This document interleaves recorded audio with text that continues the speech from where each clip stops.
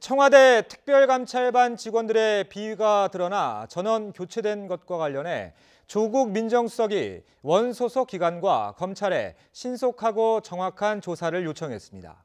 자유한국당은 조국 수석도 사퇴해야 한다며 강하게 비판했습니다. 국회 취재기자 연결합니다. 김영수 기자. 네, 국회입니다. 자, 조국 수석이 직접 입장을 낸 건가요? 네, 그렇습니다. 청와대 특별감찰반 직원이 지인 수사 상황을 경찰에 문의했다는 의혹에 이어 근무 시간에 골프를 쳤다는 의혹까지 나왔는데요. 이와 관련해 청와대 조국 민정수석은 오늘 아침 기자들에게 문자 메시지로 공식 입장을 전했습니다.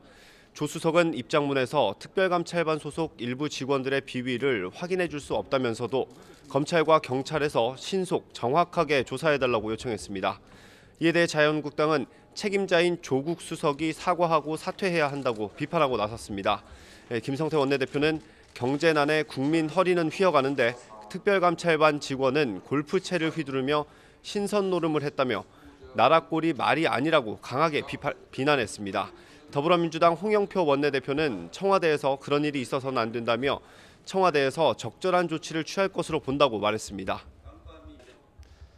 자, 예산안 심사는 어떻게 되고 있습니까?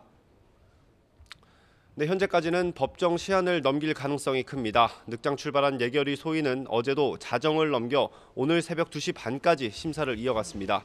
하지만 현재까지 소위 심사를 거치지 못한 부처는 환경부와 고용노동부를 포함해 모두 17개 부처에 이릅니다.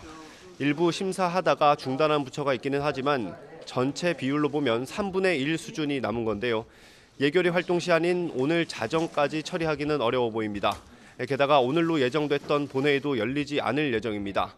결국 정부 예산안의 법정 처리 시한인 12월 2일을 넘기게 될 가능성이 커졌습니다. 정부 예산안은 오늘 안에 예결위에서 의결되지 않으면 원안대로 본회의에 올라가게 됩니다.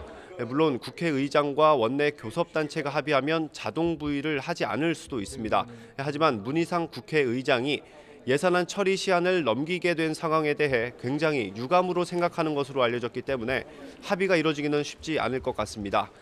그렇다고 본회의에 올라간 정부 원안이 그대로 통과될 가능성은 적습니다. 여야가 원내대표를 포함한 이른바 소소위를 꾸려 예산안 심사를 마친 뒤에 수정된 예산안을 제출해서 처리하는 과정이 진행될 것으로 보입니다. 지금까지 국회에서 YTN 김영수입니다.